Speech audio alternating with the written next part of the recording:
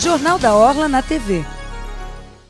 Olá, estamos começando mais uma edição do Jornal da Orla na TV e o convidado da semana é o cientista político Jairo Pimentel Júnior, que vai falar sobre os movimentos contra o governo federal e dizer por que a presidente Dilma enfrenta tanta rejeição popular. O Jornal da Orla na TV já está no ar.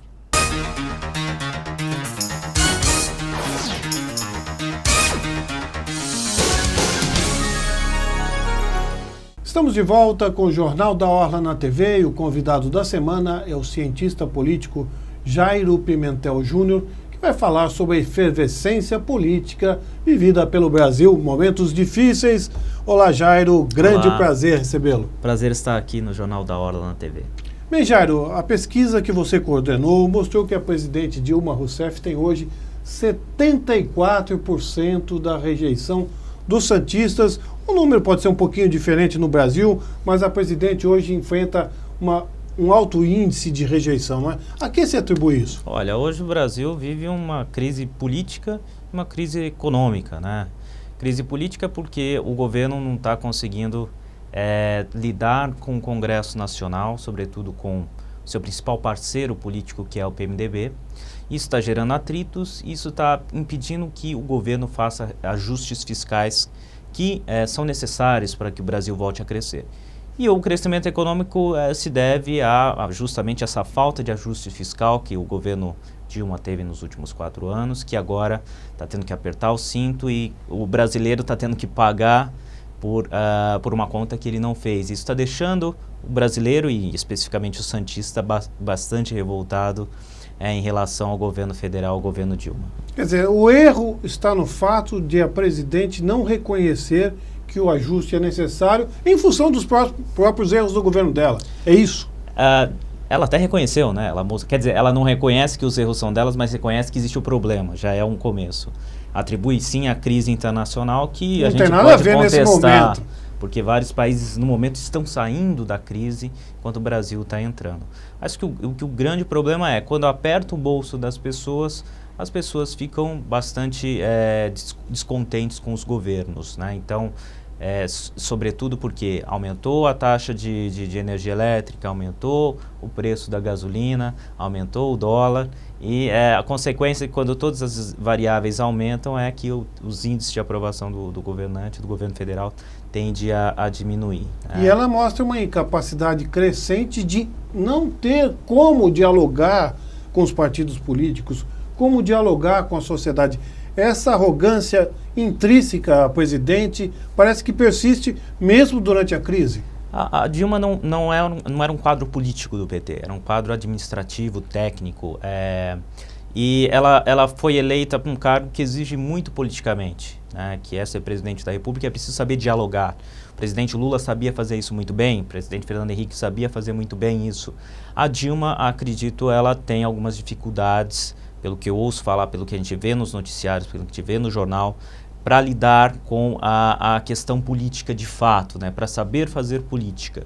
Isso tem atrapalhado ela a aprovar algumas emendas, alguns ajustes fiscais que são necessários para o Brasil. Isso tem atrapalhado o governo dela, tanto que o aumento do dólar que a gente está observando nos últimos 2 meses pelo menos, se deve muito à incapacidade dela de lidar e fazer esses ajustes para sinalizar para o mercado que o Brasil pode sair dessa crise o mais rápido possível. Quer dizer, enquanto a gente tiver uma crise política, uma incapacidade do executivo, da presidente, dialogar com o legislativo, mais especificamente com o PMDB, o Brasil vai continuar passando por uma crise econômica.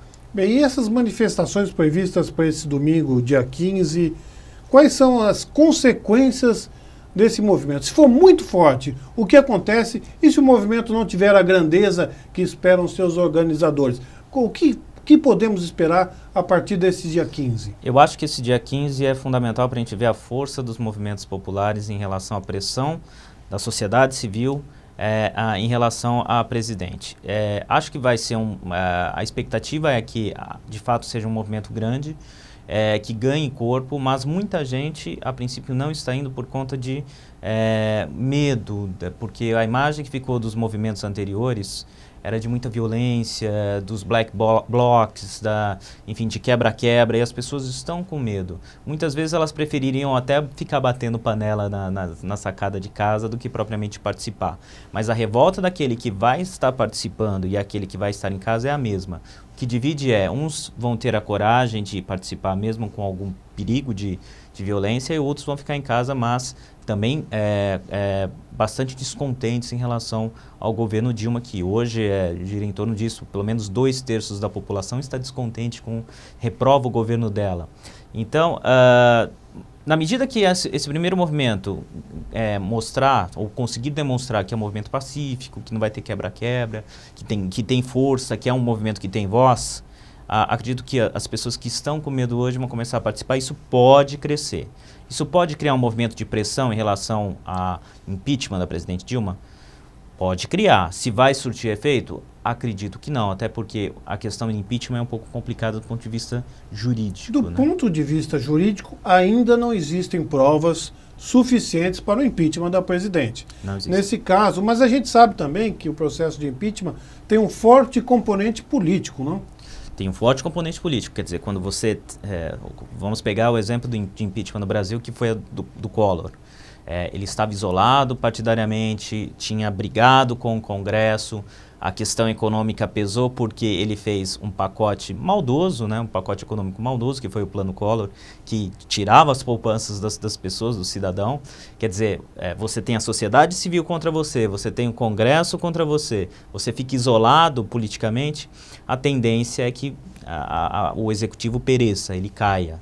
Então, politicamente, esses fatores têm que estar presentes. Hoje, você tem o Congresso contra a presidente, você tem uma sociedade civil que está se organizando contra a presidente, mas ainda você tem uma força do PT muito forte enquanto organização partidária, enquanto movimento político, que pode contrabalancear isso e fazer com que nós não tenhamos um cenário como o do Collor, que estava muito isolado, muito enfraquecido.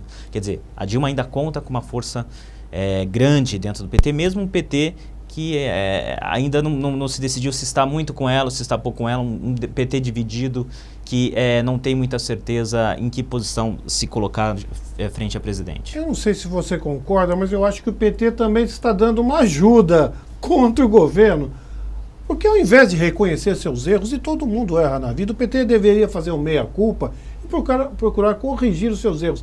Insiste no discurso dos pobres contra os ricos, uma guerra ideológica que não faz sentido no Brasil, não é? Concordo. Isso aí não acaba atrapalhando ainda mais, pondo gasolina no fogo, ao invés de jogar um balde d'água, o PT acaba jogando gasolina? Eu acho que incentivar essa rivalidade de classes só gera mais desavenças, só gera mais críticas. A gente vê isso muito nas redes sociais, como que está efervescente nossa sociedade, quando na verdade quem bateu o panelaço no último domingo não foram os ricos, foi uma classe média. Os ricos mesmos apoiaram muitas vezes o PT, financiando a campanha do PT. Afinal, de onde vem o dinheiro do financiamento do PT? De grandes empresas, de grandes fortunas. A classe média parece, do ponto de vista econômico, a menos favorecida durante o governo Dilma e a que mais está sofrendo nesse processo de crise. As classes mais pobres se elevaram socialmente, tiveram... Mas também já começam a sofrer. Começam também a sofrer. Por conta da inflação. Mas ainda tem um percentual de pessoas que, independe da questão econômica, ou depende menos, que são basicamente pessoas que recebem benefícios sociais do governo federal ou de outras instâncias de governo. Mas se o governo tiver problemas fiscais, como ele está tendo hoje, até mesmo essas pessoas vão sofrer. Porque, afinal, de onde o governo vai tirar dinheiro para sustentar esses programas sociais? Como é que o governo vai conseguir bancar, sendo que, e hoje já está com dificuldade de bancar alguns programas sociais, como o FIES, porque não está tendo repasse para os estudantes, ou os estudantes tendo dificuldades de acessar, e etc. outros projetos que estão sendo suspensos. Outros projetos, e outras verbas estaduais, verbas municipais estão sendo cortadas, verbas para faculdades públicas, muitas faculdades públicas com problemas, porque tiveram retenção de verbas, não estão recebendo, então falta d'água, enfim. O momento é crítico para o governo federal e para o governo Dilma. E tudo agora depende, essa fase depende muito da habilidade da presidente e do próprio PT em poder estabelecer consenso político com a sua base aliada.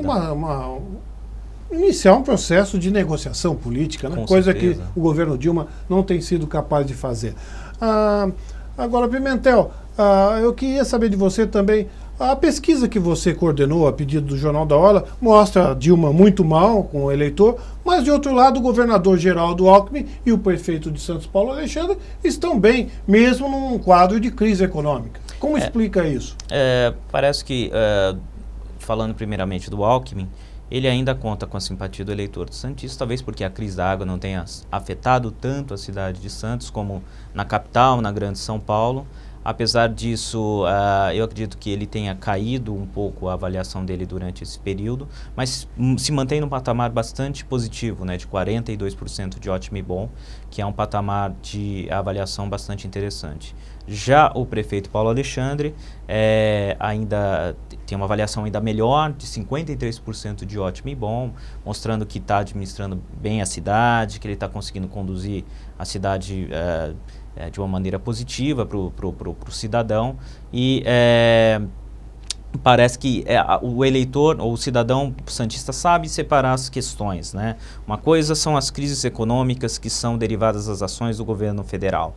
Outra coisa é uma crise hídrica que é responsabilidade do governo estadual. E outra coisa é a cidade, que o prefeito gerencia, zela, cuida e trata de trazer melhorias e benefícios. Parece que o eleitor está sabendo dividir e recompensar, saber avaliar bem aquele que está fazendo e criticar, responsabilizar aquele que não está fazendo as coisas. Bem, Jairo, o que a gente pode esperar agora é que esses movimentos sejam pacíficos, não é? Porque a democracia exige que tenha civilidade, a presidente foi eleita democraticamente pelas urnas, se fez um discurso que enganou o eleitor, paciência, isso faz parte da regra democrática. O que não pode é ter violência, não é? Então quem quiser protestar, é um direito do cidadão, mas que faça de forma pacífica e ordeira, não é isso? É isso mesmo, Raul. Muito obrigado, então, pela sua entrevista. Foi um grande prazer tê-lo recebido. O prazer foi meu. Obrigado. Nós ficamos por aqui, mas o Jornal da Orla na TV continua na internet. A seguir, em foco, o Jornal da Orla com Flávio Rigg. Uma excelente semana a todos.